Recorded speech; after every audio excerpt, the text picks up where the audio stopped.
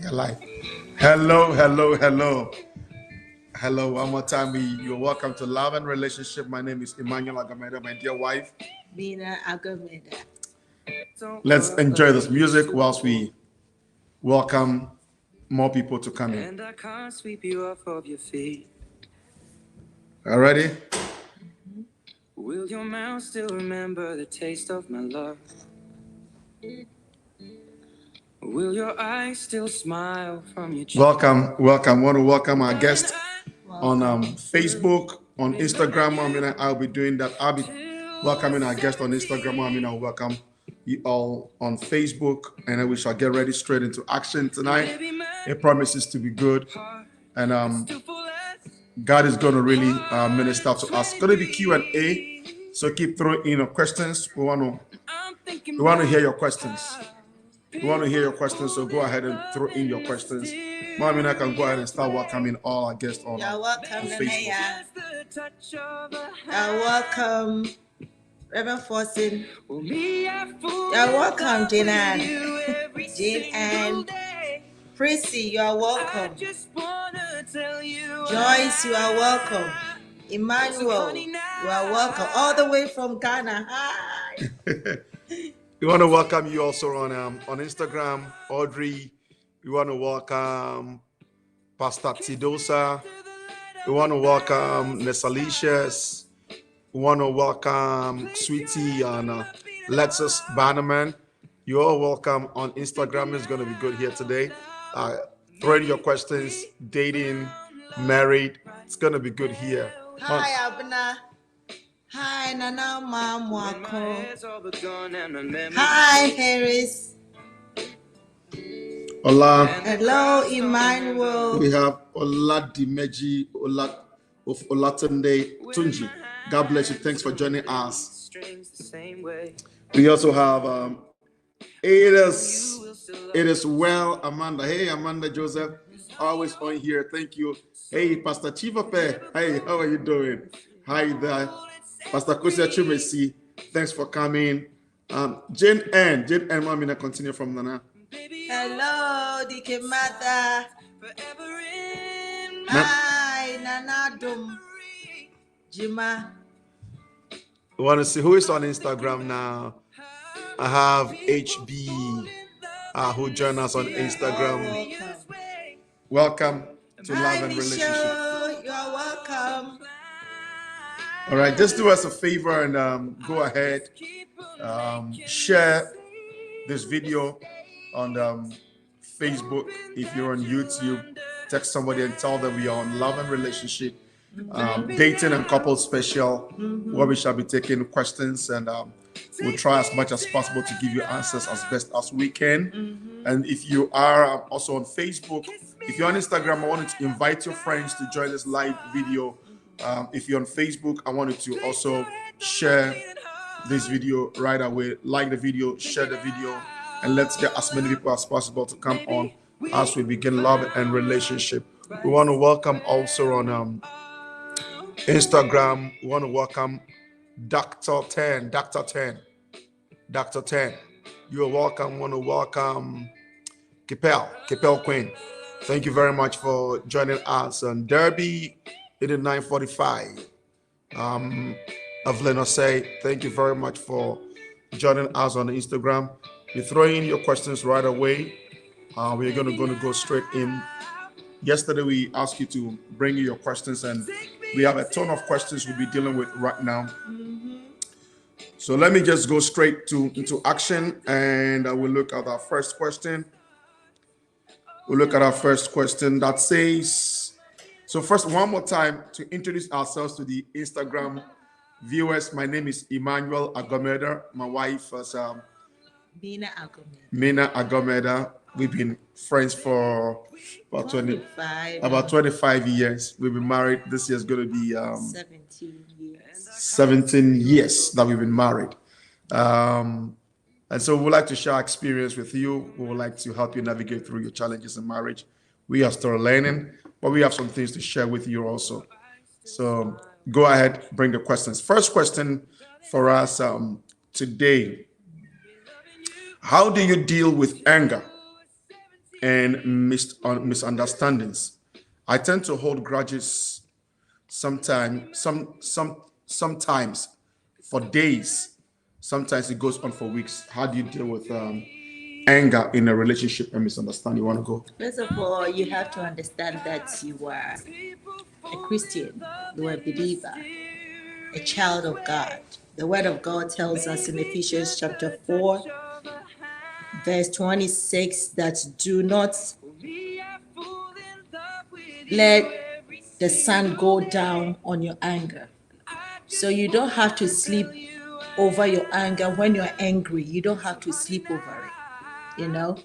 And then also, if you say that you are angry with your spouse and you don't sit down to talk about it, and you keep it to yourself, it's not going to help you, you know? It can affect you emotionally, can affect your whole being. So you don't have to let anger rule you. However, Apostle Paul said anger is not a bad thing, it's not a sin, but the act, the way you react or you act, the actions, it's very important. So learn to control your anger. Sit down, talk about whatsoever is bothering you, and then if it's let's say that when you're angry you react funny. That's Or right. you act funny, you act weird. That one, you have to know that it's a problem. If it's a problem, you take it to God in prayer and work through it and see what God will do with you. Okay, so anger, you're always getting anger and you hold on for weeks. The question is this: why do you get angry? Is it because the person is upsetting you? Okay, maybe your partner is upsetting you, but why do you keep holding on to it? Do you get some gratification holding anger? Because some people hold anger looking for some form of gratification. They enjoy the I am sorry. They enjoy the other person being around, hugging them and talking to them. Some people also, without knowing, they enjoy being the victim. And so, if you are at that place, you need to do some searching and search within yourself to find out, why am I angry? Everybody gets angry, but if you're holding grudges for weeks, then there's something at stake. Something maybe in your identity, rooted in your identity, that you have to deal with. All right. Don't make yourself a victim in a relationship. We all get angry. Learn to be able to talk about issues when they come up, and learn to speak from a place where you know anger doesn't solve the problem, and so holding grudge will just hurt you emotionally. Yeah. And it hurts you mentally. So you don't want to do that. You want to talk about the issue. You want to address what it is, and you want to let it slide. But I want you to also sit and look at yourself and ask yourself, is there some benefit I'm getting off from being angry all the time? Does it make me feel special? Do I enjoy being a victim? Is there anything rooted in my identity that makes me want to hold grudges? Have I had some experiences when I was young that makes me hold grudges? I think that you can be able to navigate these things very well if you get a professional counselor to sit with you and talk to you. They'll be able to delve into your background and will be able to help. But besides that, what you also want to do is to be in prayer and to talk to God and ask God to help you to be able to let go whatever has been worrying you. Yes, that's very important. Prayer is the key to deal with any problem that you cannot handle. Yep. Next question here. We have another question here. It says, communication is a two-way street. But now, in our culture, when you are expressing yourself, you are considered aggressive. Please expand on how to deal with this. Communication is a two-way. I do understand. I'll talk a little bit here. And one day when we get a chance to talk about things that you need to know before you go into a relationship, I'm going to talk about it. There are four different styles of communication. All right. So you are saying that when you come out to talk, you are perceived as the aggressive one. It depends on who you are and who you are dealing with when you are communicating. It's important for you to know yourself. It's important for you to know your spouse. There are at least four ways of four different personalities when it comes to communication. We have the aggressive personality, and this person is the one who confronts you, who sees communication as win or lose. They have to win. They are very domineering. They are very intimidating. They are not considerate. They want to bring you down. They want to talk you down. That's the aggressive way. Sometimes literally using words that will hurt the other person openly. That's being aggressive and pushing, pushing, pushing, pushing, pushing. Then we also have the passive communicator. The passive communicator is the one who puts other people ahead of him or herself. Okay. The passive communicator is the one who is hurting, but always want to take care of other people's needs before his or her own needs. The passive communicator is resentful inside because he doesn't get what he or she wants, and yet does not verbalize it. So they hold a lot in them. They don't want to talk. They hold back. You want to even have a conversation with them, they just tell you, it's okay. Okay, let it slide. Okay, I'm sorry. They are basically like peacemakers, but yet they are hurting. Then the third personality when it comes to communication is the passive aggressive. Now, the passive aggressive, it's a very tough one because these people look passive on the outside. They look like they don't know how to talk. They look like they don't know how to handle, but yet they are also aggressive in bringing out what they want to bring out. Howbeit it's not really in an open way, like in your face.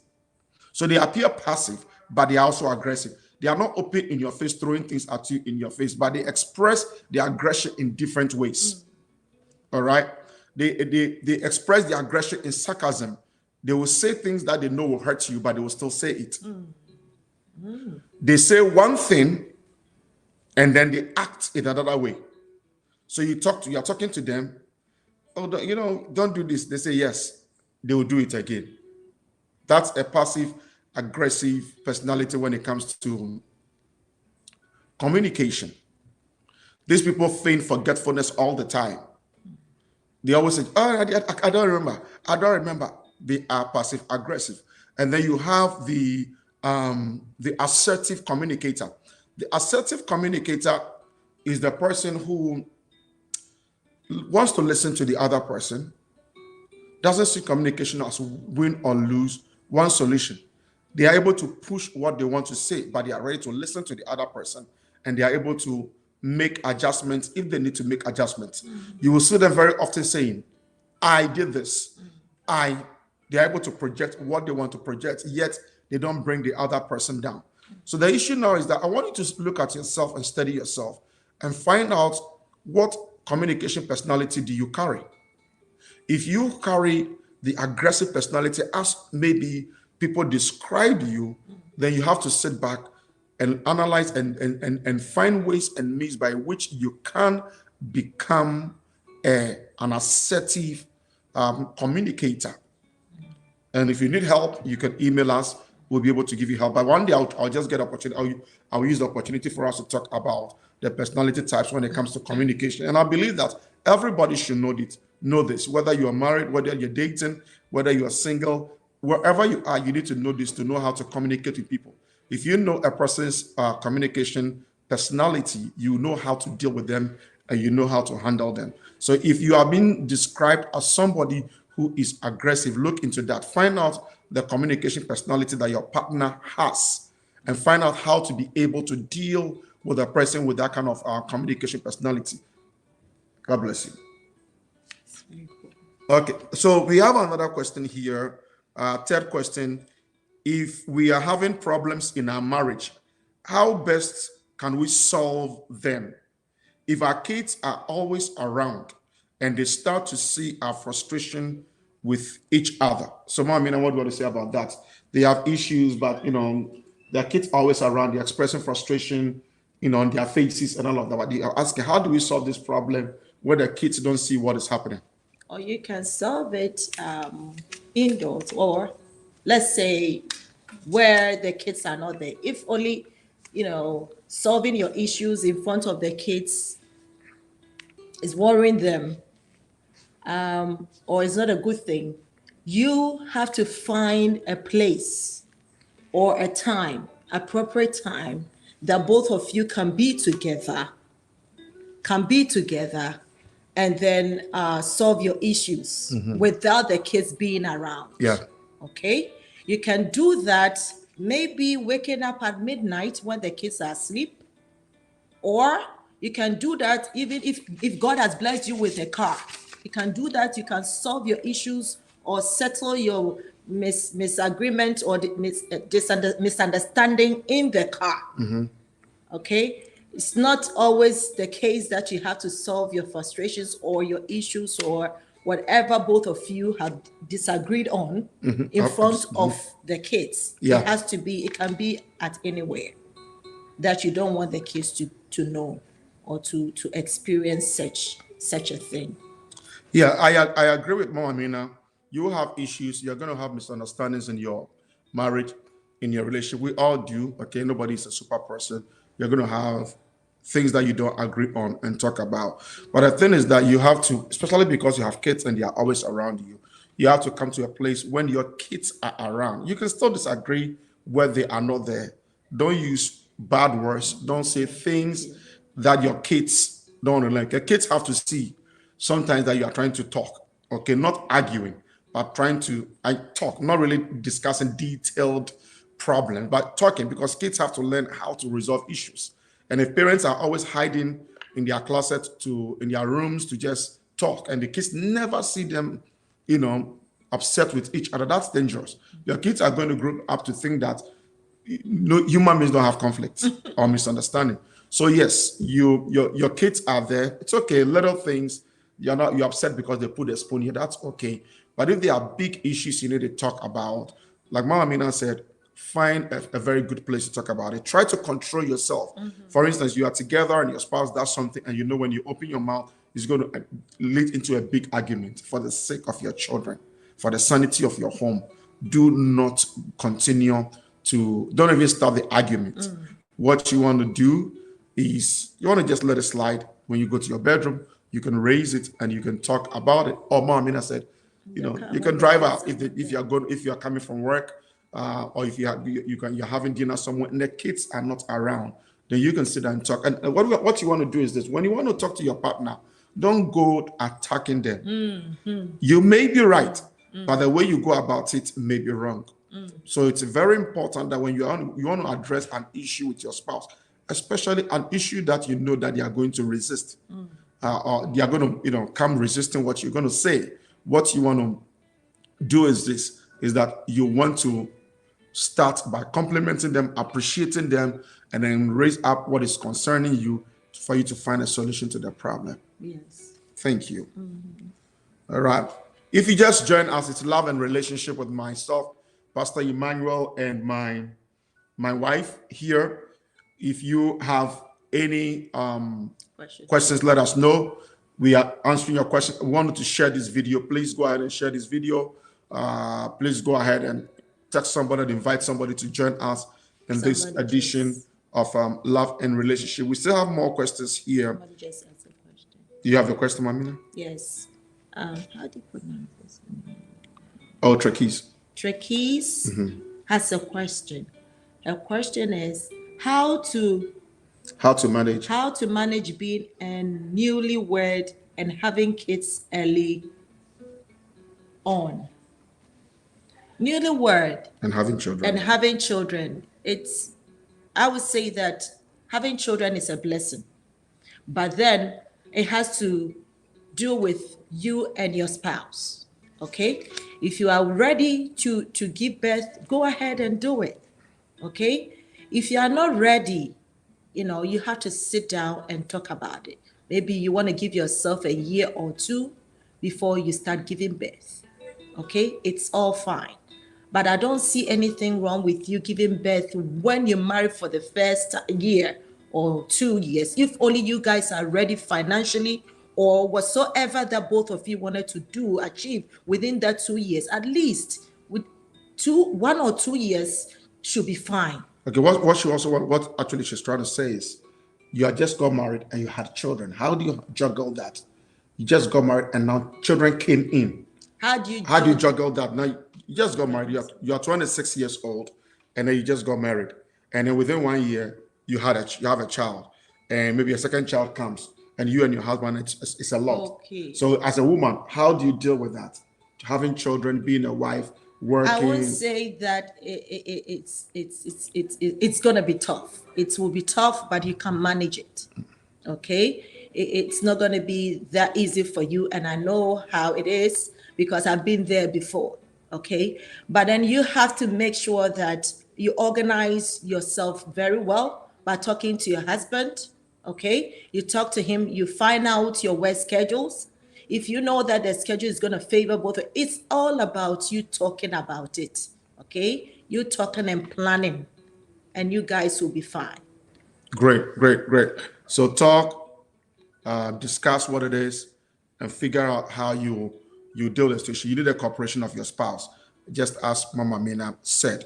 Other question that we have here, honey, he says, what should I do along with prayer if my marriage is falling apart, but my spouse is distancing himself from me, avoiding me while we are stuck together under the same roof? She's praying, but the marriage is falling apart, and the partner is distancing himself or herself from praying, but no resources coming. And the partner is distancing himself or herself. Yeah. or What do you do? herself. I think that calling the person, sitting the person down, trying to talk to the person about it, and then letting him or her understand you. And you, the one that needs the other person's attention, has to enter into the other one's world to understand the other the other person, because maybe for him or her, it takes time for him to be able to adjust to whatever you want him or her to do. But then I believe strongly that if you sit down with him in patience, gradually, the person will come along. All right. So go into the person's world, as Mama said, find out from them, why they are distancing themselves. But usually when people bring up these questions, is because they probably have tried these things. So if you have tried this and it's not working, what I'm going to say is this, is that seek the help of a counselor. All right? Seek the help of a counselor or somebody your husband respects or your wife respects. At the same time, that person is wise to be able to deal with issues like what you are bringing up. So seek help. Make sure that you seek help. Seek help. You've tried your best. You are praying, but there's a big distance. Seek help. The counselor can determine, whilst they are counseling you, some steps that you need to take. Yeah. And there's some things you need to do. A relative who is mature enough can begin to talk to the person. If they are not listening, they can refer you to a counselor. So seek these other avenues and see whether you're going to get the results that you desire. There is another question here, Mama Mina. It says, how do I heal from emotional, verbal, and mental abuse in a relationship that is exacerbated by having to be around the person? Always around the person, but the person is always abusing you. Emotional, verbal, and mental abuse. How do you deal with that? Okay. It's unfortunate that somebody who claims they love you will be abusing you emotionally. It's unfortunate that somebody who claims they love you will be abusing you verbally. It's very unfortunate, and it's affecting you mentally. And you are talking about somebody that you usually are around. Okay. Usually this person is sick, but they don't know they are sick. It doesn't matter the reason why they are doing what they are doing, but the whole thing is to frustrate you often so that you pick your bag and leave the relationship and go away. They want to leave you, they don't have the courage. Either they want to leave you, don't have the courage, or number two, they don't know how to address issues. So they address issues with insults, with abuse, with disrespect and dishonor. Again, try to, like Mama Mina said earlier, try to get close to this person.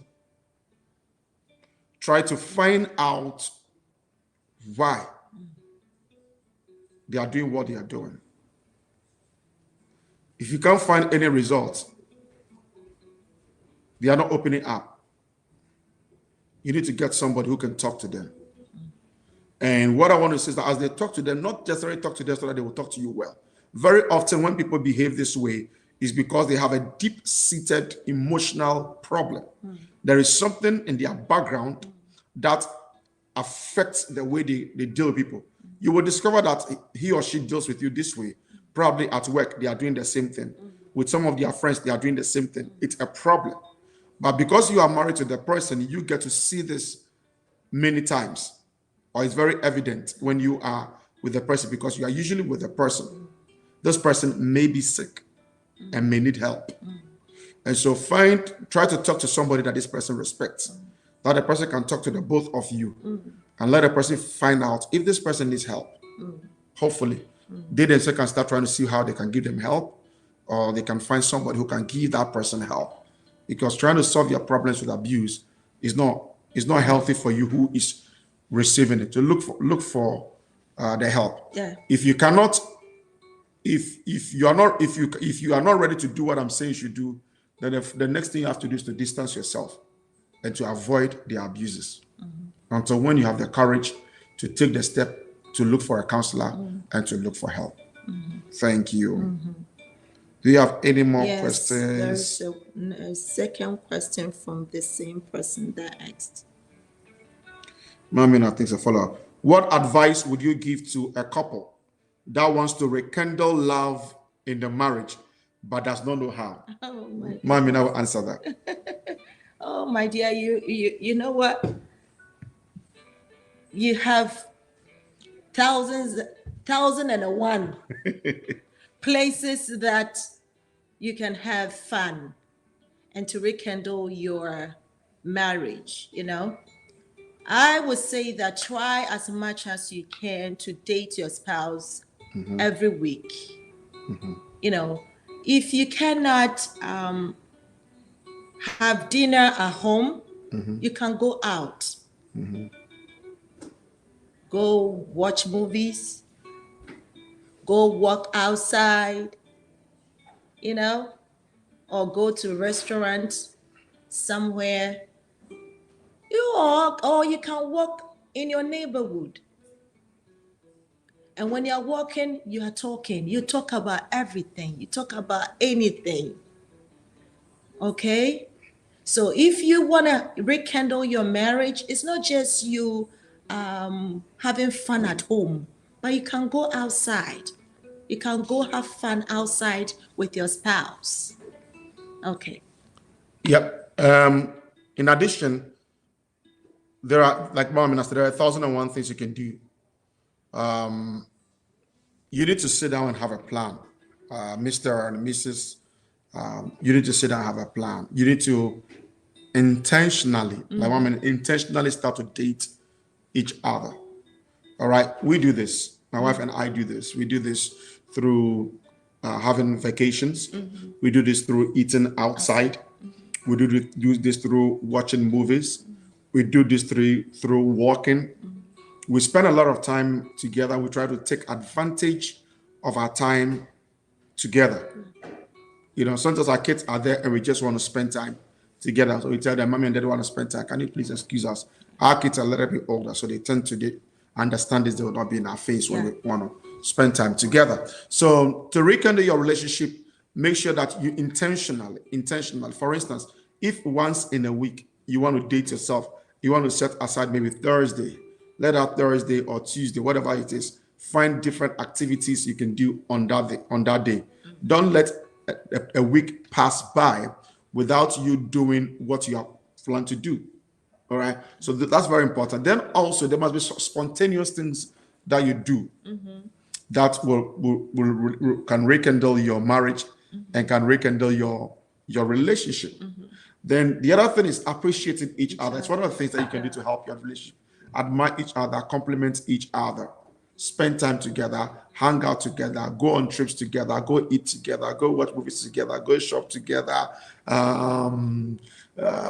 cherry blossom, just go together. Whatever you want to do, activity, find some activities that you both will enjoy and do. That's going to help your your relationship. Mamina, do you have any more questions coming up? Any more questions coming up? Please shoot in your questions quickly. If you have a question, please let us know. No, just let us know. While you do that, I want to welcome Diana. Whilst Mamina is checking for the questions, I want to welcome Rachel, Trakis. We already welcome you. Tina, Satu, thank you very much. One more time. Kish JB, thank you very much. Somebody says, final question. I can't even see the question here, but I hope it's not here. My team behind there are looking on Facebook to be able to send this question to me immediately. But I see somebody says final question. I'm trying to figure out. So let my social media team look out for that question and send it to me. All right. Any questions on Instagram? We want to hear your question from Instagram. The question is here. What advice would you give to a single woman that is yet to be married, but believing God for a spouse? Single woman, yet to be married, believing God for a spouse. What would you tell that person, Amina? Oh, single woman, believing God for a spouse. Yeah. Okay. You have waited for how long? I know that you've been waiting. Wait. Take your time. Pray through. Organize your life very well.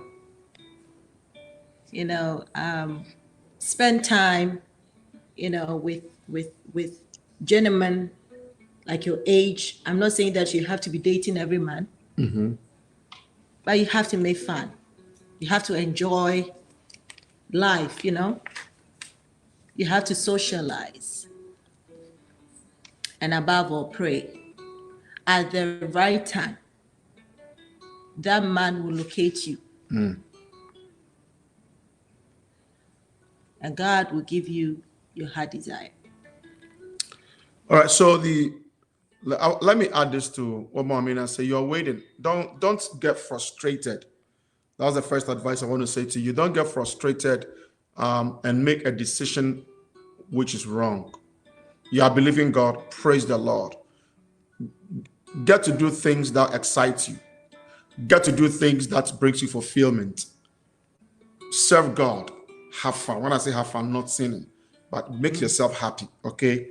Be joyful. Marriage is not the only thing in the world. All right. But God is a God of timing, and God does things in according to his own calendar. So never feel pressured. Love God, serve God, pursue your career, love people, help people, have fun, do things that make you happy. At the same time, socialize, open up, be open to communicate and to hang out with people if they want to hang out with you, and keep praying. As you are at a place of fulfillment, you know yourself better. And by the time that God brings up somebody else, you are not going to now find happiness in the person. You've already found happiness in God and in yourself, and you are complete. Good. What do you do when your spouse doesn't believe in counseling? What do you do when your spouse doesn't believe in counseling? That's a tough one. So basically, your spouse has canceled counseling. So let me not talk about counseling.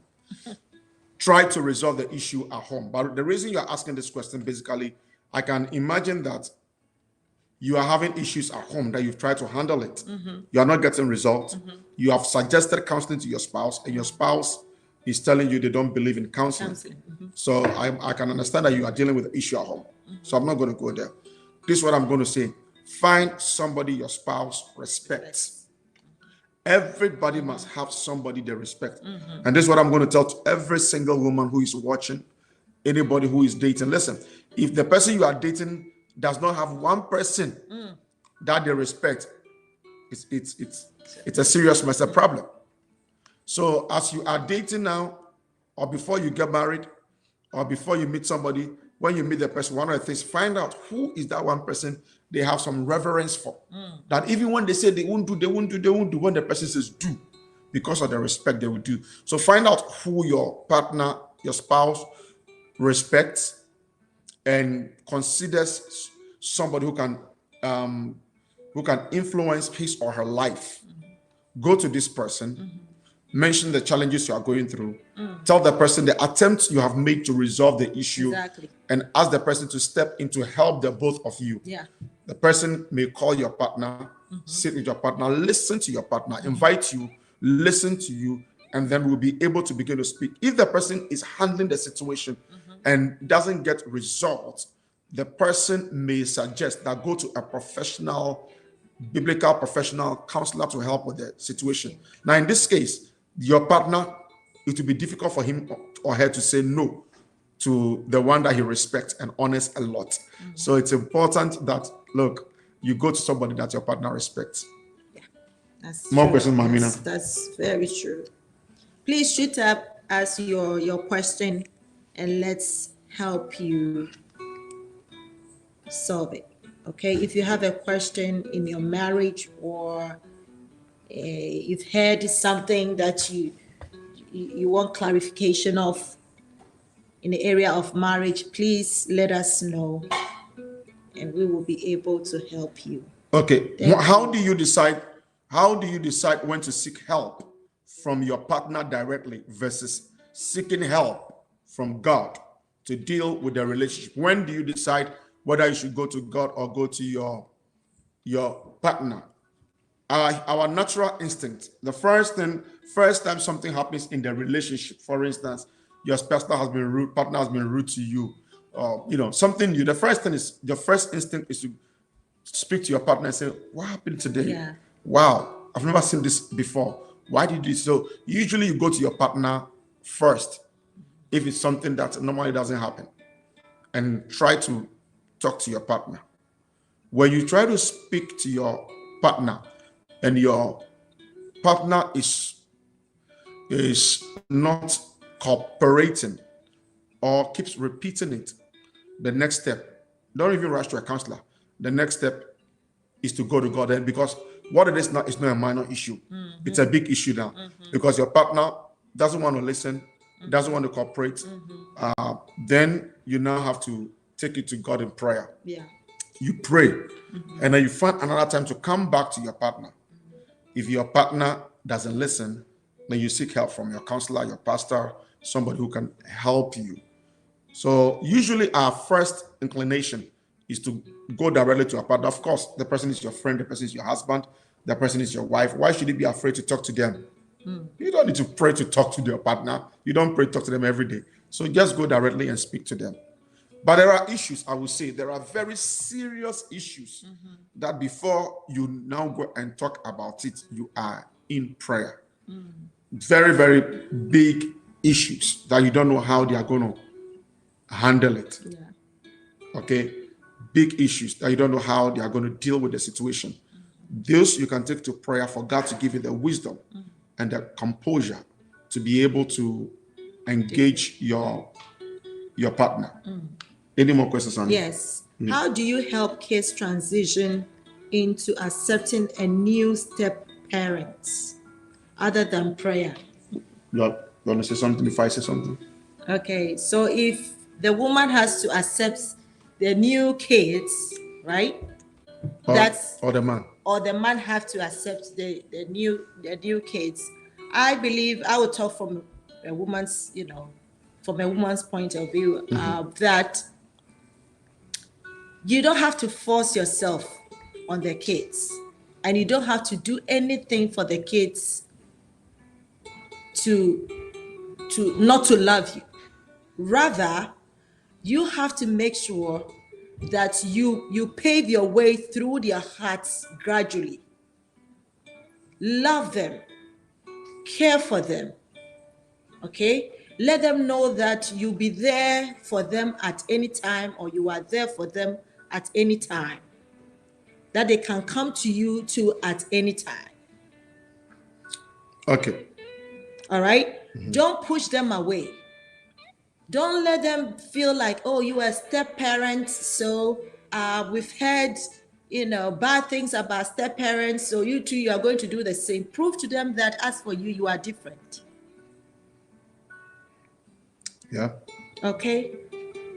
All right, and then so why are you at this place now trying to talk about embracing step kids into the relationship? You don't want to bring up the issue of step kids after you get married. You don't want to do that. From the word go, from the word go, you want to let your partner know I have kids.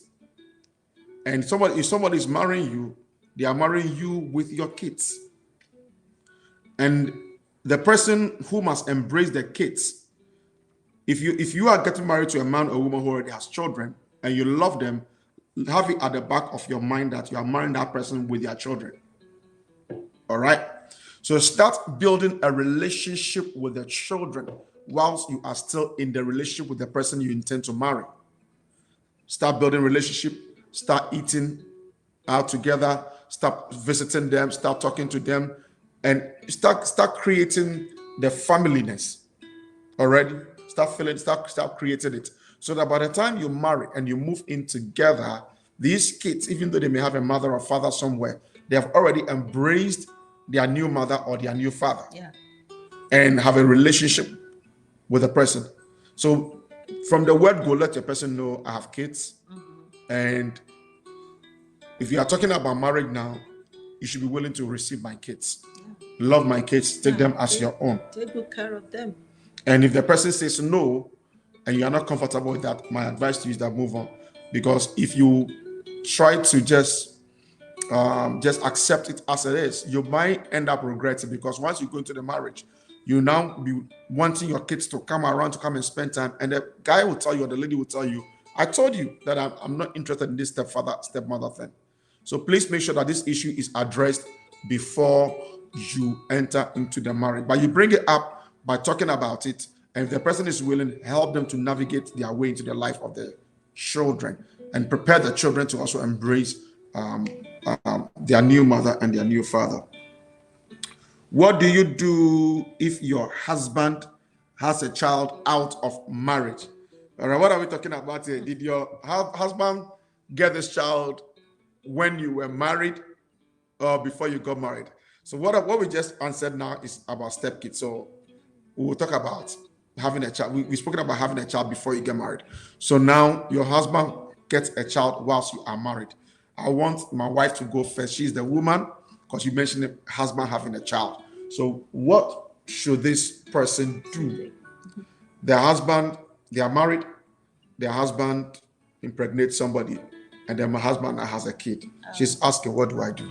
I know that that can be very hurtful, but that doesn't mean that you have to throw your marriage that you have been in for years away. You know, I believe strongly that there's always a way to solve this issue. You can't let your marriage go.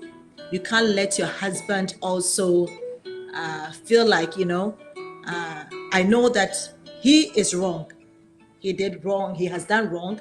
And you won't let him go away or pick his bag and leave you. Maybe you have children with a man.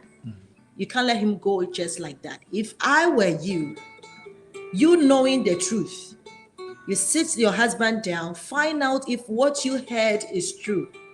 If it's true, my dear, you have somebody that you respect.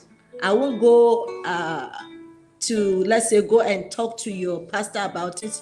Tell a family leader or head about it. Then after, if you want to take it to your pastor or anybody that your husband respects, you go to them for them to talk to both of you. If you have you've gone to all these people and in your heart of hearts you can handle the child or the children, to me, I'm sorry to use the children, a child, I think that it's both of you, the couple, to sort it out and then take care of the child. Okay, so Your husband brings a child into the marriage whilst you are married. Um, First, you need to talk about it. You have every right to be angry, be upset, because you have been betrayed, and let your husband know you are not happy with that. The choice is yours. Do you want to continue? Has your husband showed remorse? Is your husband sorry for what they have done, or they don't see anything wrong with it? They are even willing to bring another child into the marriage in the near future. It's up to you now. If your husband shows remorse, I would say that give peace a chance. And I would say that forgive and put yourself through the healing process. And the husband must also be part of the healing process to help you to heal. On the other hand, if your husband is not remorseful and doesn't care and is calling your bluff, it's your decision. Do you want to stay in the marriage and continue to tolerate your husband's toxic behavior? It's up to you. If you want to be there, you can be there. But if you think that, look, this is getting nowhere, we've looked for help, we've spoken, the man just doesn't care about me, he wants to just mess up, be wise, make a decision, and do what is right for you. Okay. Is it wrong if someone wants to Where are we? this question? Is it wrong if someone wants to be married but doesn't want their future spouse to have any children? Well, it's your decision, whether you want to have kids or you don't want to have kids. But so it's something you need to discuss with the person you're going to get married to, and tell them, I don't want to have kids, and give them the reasons why you don't want to have kids. And they have to agree with you before you get married. You don't want to hide this. And then once you get married, now you now go and bring it up. But I don't want to have kids. I don't want to have kids. I don't want to have kids. We don't want that to happen. So you want to talk about it straight up. Now, anybody you meet, you are talking to, and you feel like this one can lead to marriage, you better let it out now. There was a question that was sent to us, I believe from Instagram. Instagram viewers, hey, how you doing? We are enjoying all of you. Doris, hey, how are you? God bless you, Doris. God bless you, Tete. Ariane, God bless you. Enoch, God bless you. Yeah, coach, God bless you. And Ekuya Ahonfe, Ekuya Beauty, God bless you. All right, so Mamina, there's another question here. If it's my first time dating, but I'm struggling to feel comfortable being myself in the relationship, this is not the other person's doing, but I just feel a bit weird being so close to someone for the first time. What should I do? Should I take a break from the person? I'm afraid to lose them. They are not comfortable. It's their problem. They are with this person, new relationship, but the whoever wrote this is not comfortable being around a partner. What should they do? They know the problem is from them. You know, when you're not comfortable, it shows up in the way you do things also. Is the person shy? We don't know. So the word says, I'm not comfortable. The problem is from you. So what should you do not to lose the other person? Oh, you are interested. Yeah. And you are not comfortable seeing the person. Being around the person. How can the relationship It's generally the person's problem. Not comfortable being around people. Oh, okay. So it's your problem. I think you have to break the ice someday, sometime. And if it's ongoing thing, you need to see a counselor. Okay?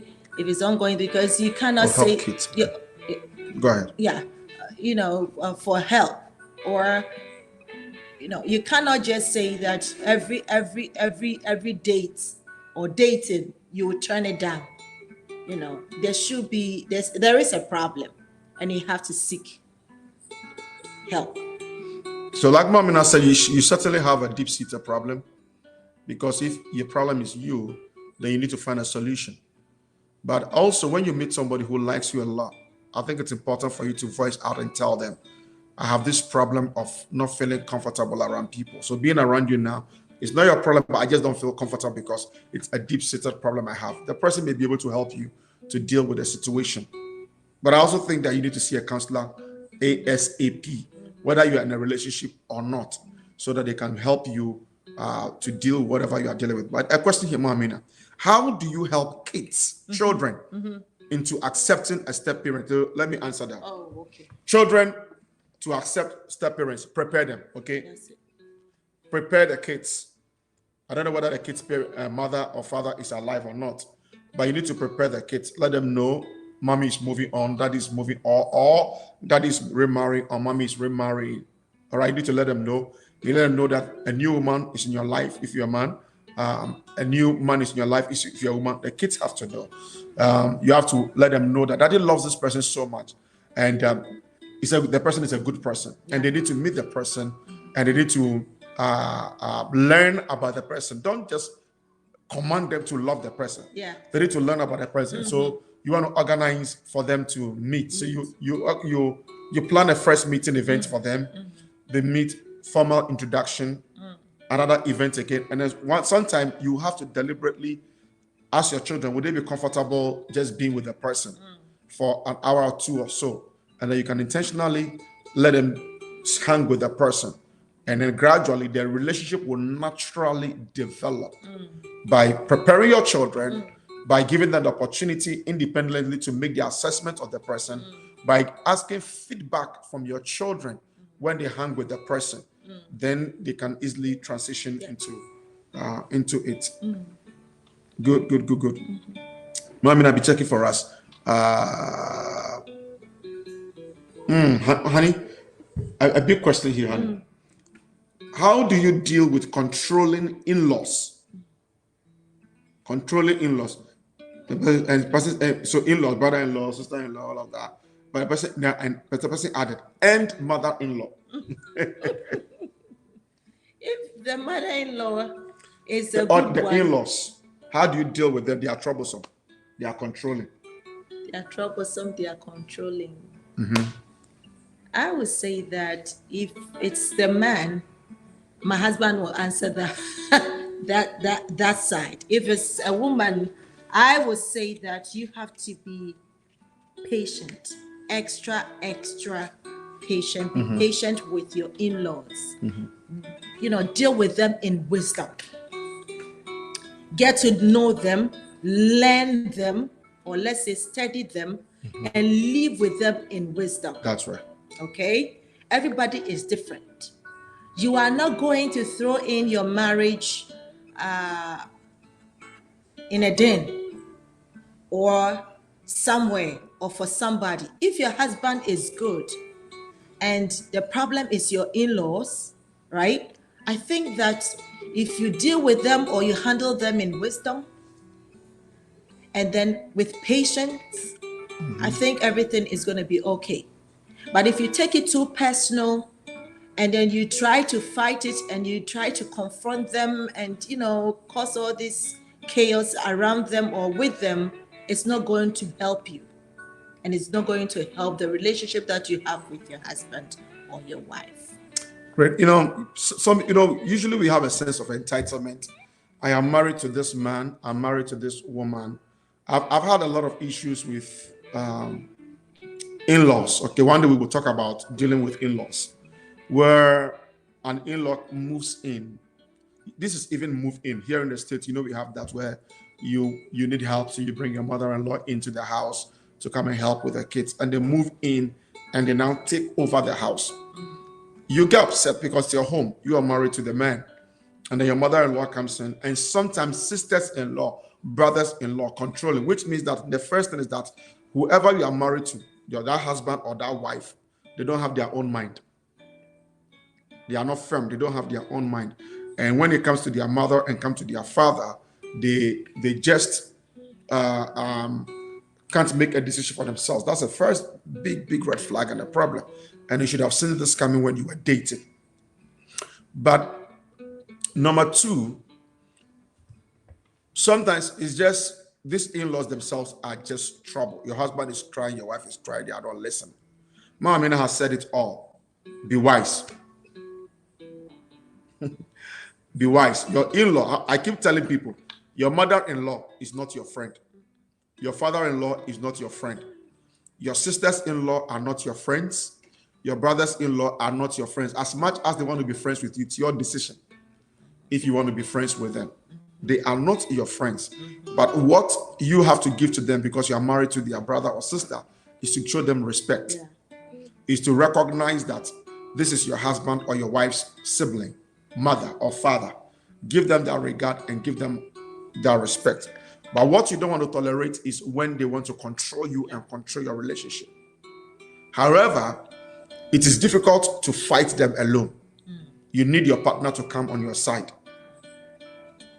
So take your complaints to your partner. Use wisdom in trying to talk to your partner. Win the sympathy of your partner. Hide behind your partner and deal with the situation. But there are some things that you have to be firm in dealing with it, respectfully and firm. For instance, you are in your home. Your mother-in-law comes to join you in the house. Is there for about a month or 3 weeks. Takes charge of your house, takes charge of your kitchen, tries to control everything. You talk to your husband. You talk to your wife, whoever you talk to them and tell them to address this issue. You tell them they have not addressed it. Tell them you address it yourself. Sit down with your in-law and tell your in-law, you are welcome to this house. This is my house. I'm married to your son. I'm married to your daughter. I really appreciate you being here, but these are the set rules in the house. You don't do this, you don't do that. If they are poking their nose, you tell them, I love you, mama. I love you, daddy. I appreciate you, but I'm not too happy with this. Respectfully, do that. But my first option is do it through your spouse. Let your spouse, who is their direct relation, mother, father, brother, sister, to do the talking. And they shouldn't talk in a way as if you are pushing them to come and talk. Else the people will say that you are controlling their son or their daughter. So whoever is taking the issue up must be wise in taking the issue up. If they cannot, you have to do it, but do it in a wise way. All right. There should be, please check for me if we have more questions here.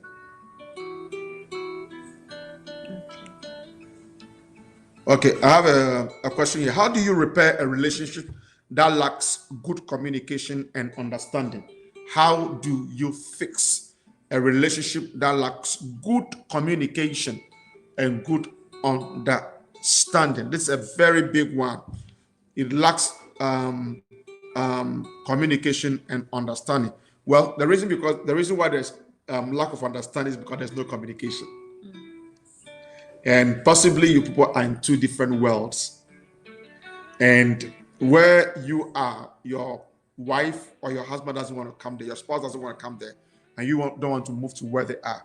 So various examples, like I spoke about different communication personalities that we do have here. If your partner is aggressive and you are passive, there's a problem. If your partner is passive aggressive and you are passive, there's a problem. And so you need to be able to navigate this. First thing I want to say is that do some research. Learn about different communication styles and personalities. Learn about that. Very, very important. Learn about that. Find out where you fit. Find out where your partner fits. Find out how to communicate with a person with that personality. And start on your own with prayer. If your partner is willing to go through counseling, I believe a good counselor will be able to help them also to go through what you have gone through. Because there are some people who they know it all. They don't want to listen to anybody. They don't want to go through counseling. But you first practice by you learning about yourself, learning about your husband, finding out how a person like you can improve your communication and how to also communicate with a person that has the personality, a communication personality like your partner. I think that's going to help. And that will gradually introduce understanding in the marriage. Because usually when there's a problem, we want to point fingers at the other person. But what we want to say is that if there is a problem, sometimes you have to look at yourself. All right? Look at your own good self and find out whether myself, is there something I need to fix? Is there something I need to know that I don't know? So that's what I've just said to you. Okay, now the person says, what do you do when you are feeling mentally and emotionally drained with the constant disagreements? Bickering. Yeah. What do? You're drained. You're always nagging. Yeah, always and nagging. There's always argument. Like Reverend Emma said that if you know your partner's temperament, his personality or her personality, you have to learn about it. Study the good part and the bad part. When you study it and you see that, oh, this is the woman I am with or I'm handling, or a man, this is the man that I'm with or I'm dealing with, and you learn about it, trust me, there's a way that if you learn very well about the person's temperament, you'll be able to live with that person peacefully. Okay? If you say that, oh, whatever the person does or says is an insult or discouraging, trust me, and you don't do anything about it. Okay? Prayer is the key though.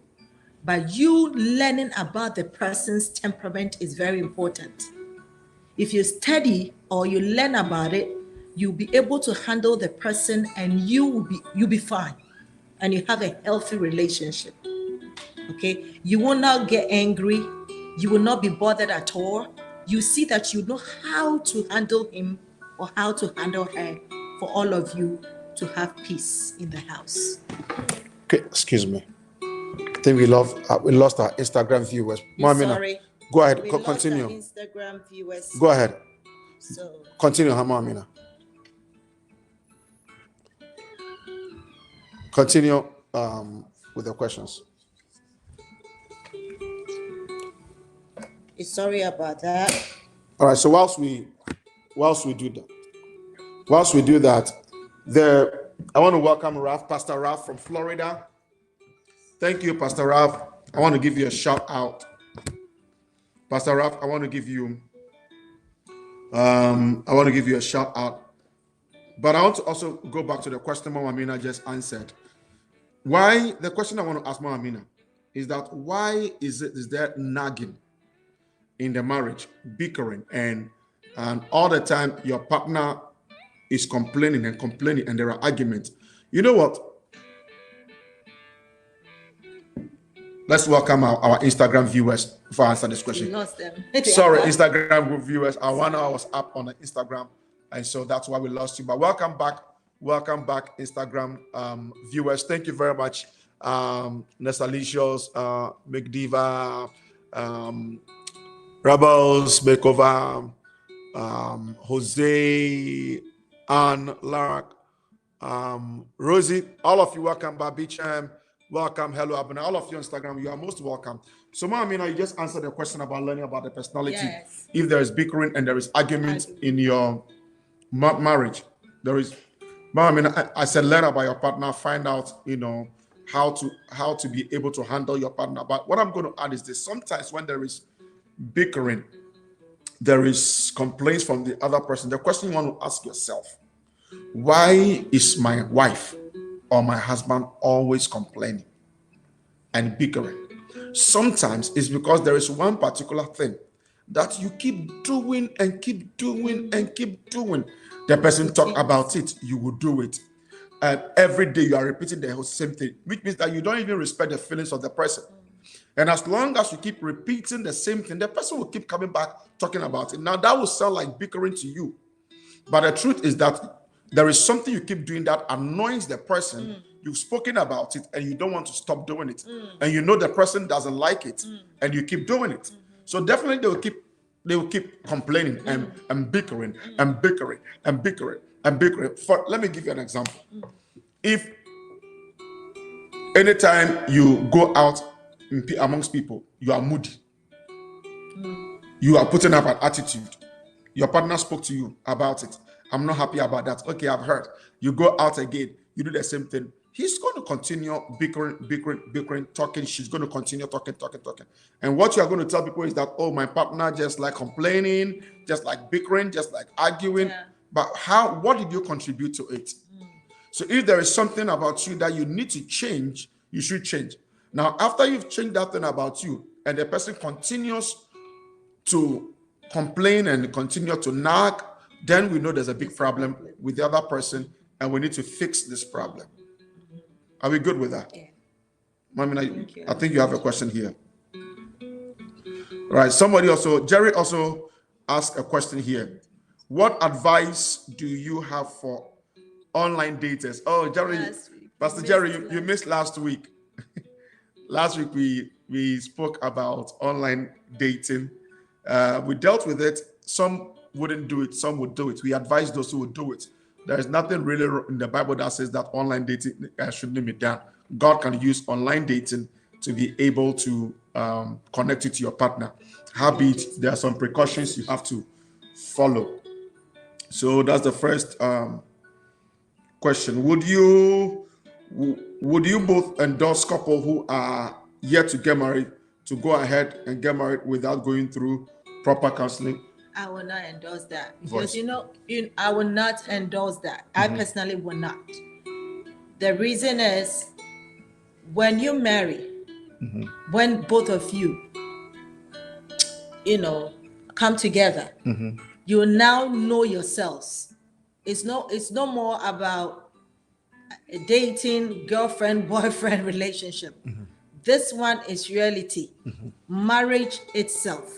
So you know your differences, you know the good part of your partner, you know the bad part of your partner. So that's when you get to know yourselves very well, or you see certain things of your partner coming up or showing up. You mean during the counseling? Not during the counseling. If you don't do the counseling, if you don't go through the premarital counseling, okay. So I'm now giving the person that it's not good for you not to go through the premarital counseling. It's very important because important that you go through premarital counseling, because in premarital counseling, that's when both of you will know the certain things will come up in both of you to be dealt with. Yeah. So it's very important for you to go through premarital counseling before marriage. And then there are some basic things. So, people get married and they don't know what the scripture says about marriage. They don't know how to even conduct themselves in marriage. So when you go through the premarital counseling, certain things like Mama Mina says that have not come to the surface will come to the surface. I just spoke about communication personalities. Some people don't know this. Yeah. If you go through counseling, it's going to come up. You're going to talk about this. Yes. You're going to learn about it. So there are many things you're going to learn. The role of the man, the role of the woman, what's God's plan for marriage, how do I handle conflicts in marriage? All of this is very important. If you don't go through it, you will live to regret it. Yeah. If you go through it and you don't also practice what you learn, you will also regret it. Our advice is that go through marriage counseling. Number 3. Third question. What do spouses need to know before they get married in a Christian context? What do they need to know before they get married in Christian context? You have to go through premarital counseling. Number 1. Number 1, you have to be in a Bible-believing church. Number 2. Okay? You have to also learn or do your research about marriage because it's very important. Okay? Yeah. Well, the research here is, you said in the Christian context, what does the Word of God say about marriage? I'm a man. What does the Word of God say about a man in marriage? What does the Word of God say about a woman in marriage? What are the things I need to know? It's important you do that. Right? So know what our God says about marriage. All right, says, what are the proper stages of marriage? So you're going to have the honeymoon stage of marriage, which is the initial stage where everything will look good and beautiful. Everybody's excited for you. You open the door for your wife. Your wife sets the table for you. You smile. There's some hair somewhere. You pick it from that's the honeymoon stage. And we pray that marriage will remain in the honeymoon stage. But if you don't continue the practicing, you can now get to the stage of where you have so much on your plate. So the aspect of when children begin to come in, work is taking its place and now can begin to affect your marriage. So you have the stage of the honeymoon. You have the stage when the children come in fresh. You have the stage where marriage fatigue can now set in. Yeah. Kids come in, you are happy. And then with time, you now start running a routine where you don't pay attention to the growth of the marriage. When now marriage fatigue now begin to set in. You cannot, if you don't fix the problem, you cannot get to the stage of, I'm just in here for the children. If you are fix the problem, you're excited. You can't wait for the children to move to the next level, the education, their future, and you're hoping that one day when they get their life, you will enjoy your spouse and enjoy very well, travel the world and have fun. All right. So there are different stages. I mean, I'm not saying this in a particular I've not gone through all the stages. I'm just naming some of the stages you get in marriage. You get a honeymoon stage. You get a stage where children come in. You get a stage where you are pushing and trying to build your career together with the children. You get to the stage where if you don't take the fatigue will not come in because you have so much you're doing. Your partner wants something from you. You are not able to give to them. You want something from them. They are not able to give to you. You get to a stage where the kids are now growing, where you are now tired. The fatigue has now set in. I'm now tired. I'm not going to ask for what I want anymore. However, if you are doing the right thing, that stage will be the stage where you say, wow, okay, the kids are growing. They are teenagers now. Let's spend more time. The kids are about to go to college. You help them to go to college. You are planning how, when the kids go to college, how their marriage is going to go like. Okay? There should be another question, honey. I'll add to this, that you have to get to a stage that you don't take both of you for granted. Okay, you don't take yourselves for granted. You have to cherish yourselves. You have to understand yourselves, because all the busy ones will come. You know, the teething stage in marriage where children will come in, your job, you'll be busying yourselves with so many things in the house. But then when the children are now grown, okay, and they are no more in the house, now you know that in your teething stage of the marriage, you didn't build any, you didn't have any relationship, you didn't have any connection, you didn't have any bond. Then that's where you'll be missing. So throughout all the stages in marriage, make sure that both of you cherish yourselves, you take yourselves seriously. Okay. Yep. So what's your recommended period of courting before marriage? Well, my recommended period is the period where you have inner peace within you, and you are satisfied that this can go on. So for somebody, it can be 6 months. For somebody, it can be 1 year. For somebody, it can be 2 years, or 3 years, 7 years, depending on how well you know the person and what inner peace are you getting. What green light are you getting inside of you? My minimum will be 6 months before you get married. Okay, but when I say minimum, it also means that you have to come to that place where you really have the inner conviction and the inner peace that this is the person I need to be with. We've seen some of that work out very well. Somebody said, Ernest said, how will we make decisions together? Well, you'll be able to make decisions together, Ernest, if you and your partner understand that both of you have something to give in the marriage. All right. God brings two people together for a reason. What I don't have, my wife brings to the table. What my wife doesn't have, I bring to the table. Sometimes we both have it, and it helps also. So to make decisions, I must understand that my wife is important to me. All right. I must understand that my wife is important to me, and she must understand that she's important to me. If my wife is important to me, I will talk to her about major decisions. If she's important to me, she will. If I'm important to her, she will also talk to me about making of major decisions. Yes, and then also you have to understand that you have to build the listening ears for both of you. You don't have to be the one doing the talking, and you want the other partner to be listening to you, be following you. You have to also make room for the other one, to talk, and you also pay attention, listening to the person. And then, both of you working together. You work together. That's very important, because if the other person is the one always, saying, we want to do this, we want to do that, and the other partner too follows suit all the time. I mean, it gets to a point that the other person will get tired. and would look in a certain way, or think that you don't cherish or you don't, respect, them. So it's very important that both of you do the listening, and at the right time, you take the step.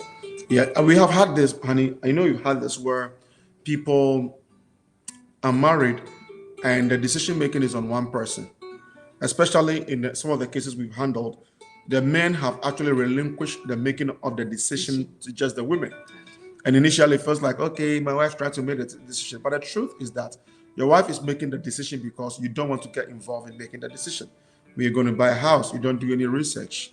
We're going to buy a car, you don't do any research. The kids have to go to a school, you don't show any enthusiasm, you don't do anything. Now, the more that one person keep doing it, it gets to a point where they get tired, especially if it is your wife, because men are supposed to lead. So if the man is not acting as a leader, the wife does it because you are not doing it. And the excuse I get from men is that, oh, my wife always want to take the lead. It may be true, but it's also true that you are not a leader. If you are a leader, your wife will not take the lead. So if she keeps taking the lead for a very long time, it gets to a point when she gets tired. It gets to a point when fatigue sets in for her, frustration sets in. So if you are a man, make decisions, talk about it, be the one to initiate the decision that you have made. Don't leave it on your wife, especially the key things that a leader in the home must do. If you do that, you will win the trust and the confidence of your wife. So this is particularly for me to the guys. Get your wife involved in the decision. Right? Men are initiators. So get them involved in it. Women, get your husbands involved in it. But if it's something for the family and you've decided, and it's the man who must go. For instance, you're going to buy a car. It's not the woman's duty to be combing everywhere looking for a car. You discuss about the car that this year we've saved some money. We're going to get a car. Man, step out there, make the phone calls, visit, bring the documents, shortlist, show it to your wife. You're going to buy a house. Yeah. You need to paint the house. Don't leave it for your wife. These are things that men have to do. You don't necessarily have to do it. You can get somebody to get it done. All right. Yes. So very important. How long is counseling at Royalhouse? Okay. So we are pastors at Royalhouse Chapel here in North American Maryland, in the state of Maryland. Our counseling session, Royalhouse Chapel, everywhere, lasts a minimum of 16 weeks, which is 16 lessons. So one lesson, about an hour a week for 16 weeks, which is about 4 months. Yeah. All right. So we have a very extensive premarital program that we do for marriage counselors, people who are seeking to get married. How will you handle if your spouse chooses to worship in a different church? You want to go? You go ahead. All right, since I'm the senior pastor. All right. So talk about where to fellowship. Talk about where to fellowship when you are dating. All right. But sometimes what happens is that you talk about it, you get married, you are in the church, and then one partner starts feeling uncomfortable in the church. I must say that as a pastor, I've had to handle some situations like that. All right.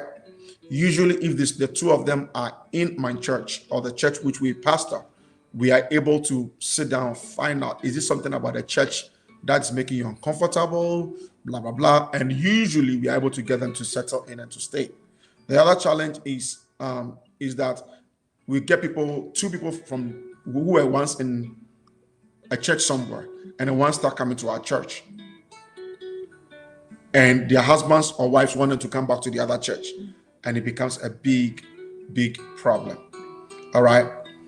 Once the church you were in, that pastor couldn't address the issue and resolve the issue, I think that give your partner a gap. Allow them to fellowship at the new church where they are fellowshipping. Continue to be where you are. Look at how happy they are. Look whether they are getting more engaged in the things of God and their commitment. Or serving in the group over there, their commitment, whatever they are doing over there. If they are happy over there, allow them to be there. Invite them to the church where you are for special events and special programs, And they should be willing to do that. And you also the same thing, up to when God himself will speak to the both of you to make a decision to stay in a particular church. Ernest also asks another question. Voice. Ernest question. Yeah. Is it bad to discuss your financial statements with your wife? Mama Mina should start. It's not bad at all. I think you have to be transparent to your wife about your finances. I don't think it's bad, knowing your wife. If your wife is not a spender, then you are fine. Okay. If your wife is that type that spends anyhow, then you have to put the restrictions. Yep. Okay, on your finances is very important.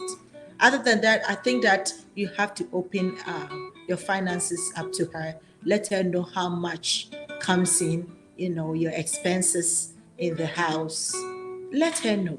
It's very important. You don't have to go and buy assets somewhere or something somewhere, and then without discussing with her or taking her money together with your money, go get it done. When she finds out, you tell her, if I tell you, you won't give me your money, because meanwhile you don't show her your finances. You have to open up to her. Let her know. Yeah. So we encourage transparency in marriage, and next week we are going to be talking about transparency in marriage. And one of the areas to be transparent is your finances. So your wife needs to know, your husband needs to know how much comes in, how much goes out. Whether they are spenders, whether they are not spenders, they need to know. You can decide not to give them the card to spend, but they must have access to the account to know what is happening over there. We'll talk more about that next week. You have any questions there? I have. Thank you, Sarah. I really love this program. God bless you, Reverend Mamina. Okay. With so much available choices, how are you supposed to know if someone is right for you? I think we answered this question the first time. Prayer is key. Number 2,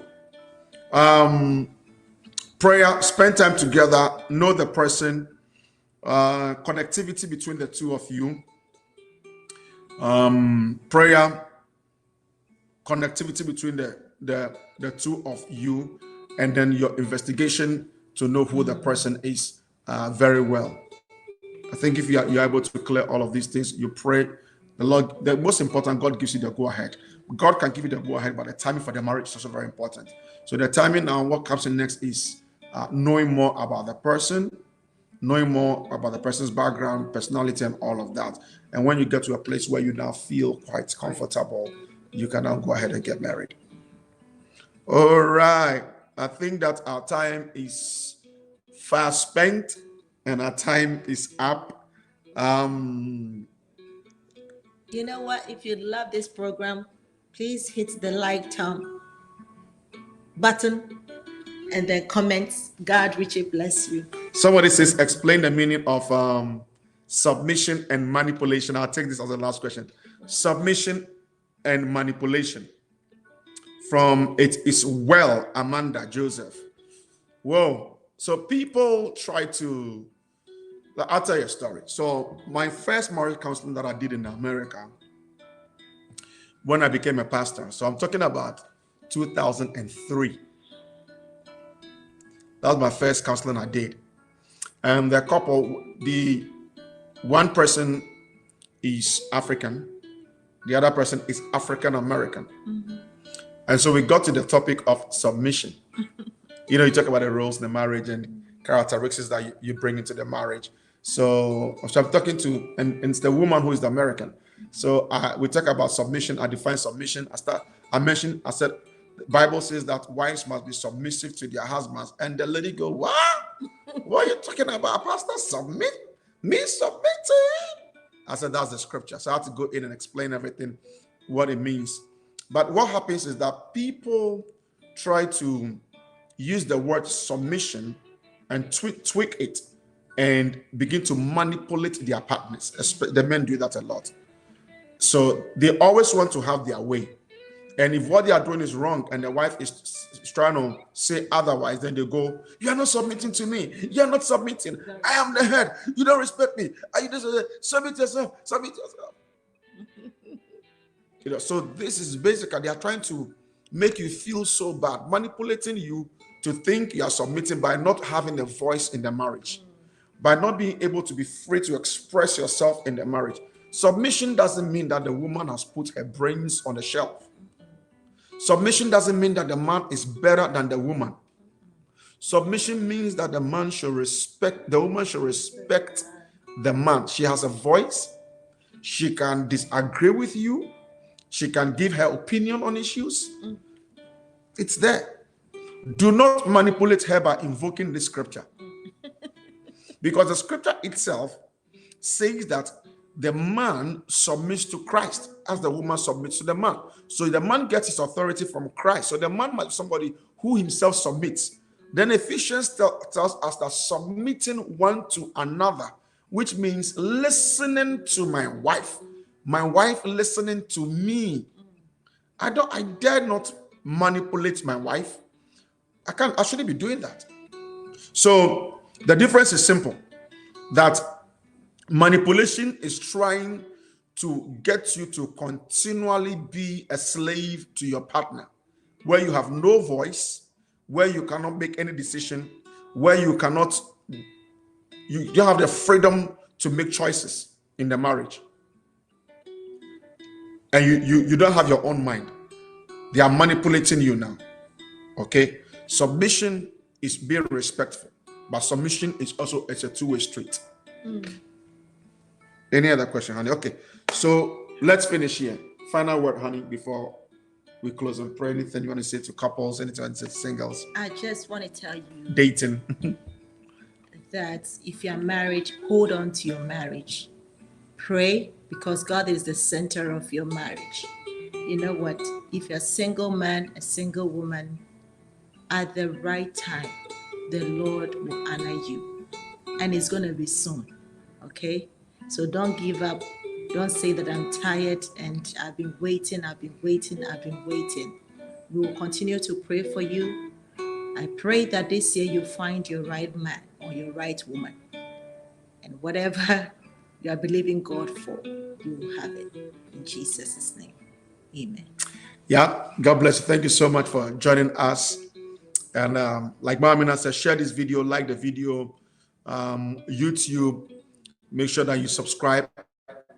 Click on that bell. Subscribe and click on the bell. We'll give you notifications. Subscribe to my page at I Am Agor. Subscribe to Mama Mina's page, Mama Mina Agomeda at Mama Mina. One word, Mama Mina. And just click like and follow. And also on Royalhouse MD. Royalhouse MD, also subscribe and follow us. Next week, we are going to talk about a subject of transparency. And everybody needs to know this, whether you're married, whether you're dating, and whether you are in a relationship. So get ready as we talk about transparency next week. We love you. Thank you, our Instagram viewers. We love you so much. Thank you, our Instagram viewers. Have a blessed and a wonderful week. Stay safe and well. Thank you, YouTube viewers. Thank you for watching on our church live stream page. And thank you, Facebook. We love you. We appreciate you. Thank you. Give me some more music. Thank you. God bless you. Father, I want to thank you and bless you for the life of your children. Give them peace. Satisfy them early. Grant their heart desire. Strengthen their relationship for them with God. May we hear testimonies in Jesus' name.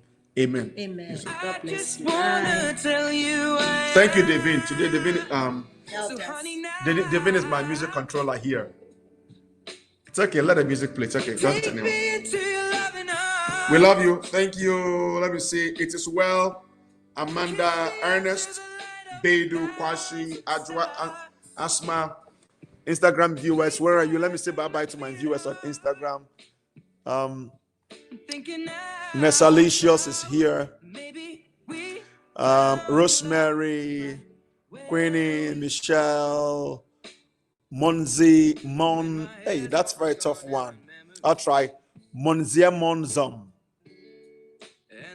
And then Sammy Clever. I have here El Mustafa, Nantricia, Denise, hey, always on here. Ekia Honfe, Tete, Vitab, thank you. Panike, thank you, Panike, always here with us. We have let me have the phone from here. Remove the phone and give it to me so I can see it properly. And I say goodbye to our Instagram, our Facebook viewers. Bye, Ernest. Thank you, Ajua. Okay, Robis. Thank you. God bless you. Jose, so fire. Thank you. God bless you. Hey, Bicham. Yours stay blessed. It's Faith. God bless you. Mommy, stay blessed. Kipel, Queen. Hey, nice to have you. Dede Teko. Blossoming, beautiful. Thank you, Blossoming. Lexus, God bless you. Sylvia, thank you very much. Mimi Ek, God bless you, Mimi. Thank you, Tracy. Hi. How are you, Tracy Adams? Hello, Abuna. Woo. Mediva. Thank you, Hadassah. Apia, God bless you. Yeah, Reverend Hadassah. Oh, Reverend Hadassah. Panike. God bless you. Doris, God bless you. Thanks for having. Hey, God bless having you. us. Hey.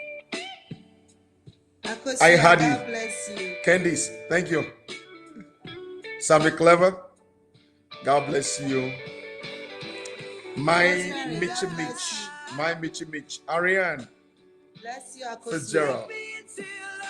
Bless you, Na.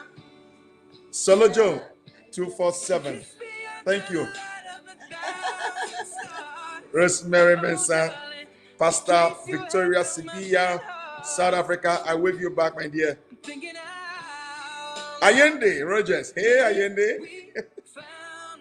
Favor. God bless you. McDiva. Nanaya. Amimi. Bye. We love you all. I'm Richie. God bless you. Honorable Nanabi. God bless you all. Love you, Mom. Mina Sija has left me here.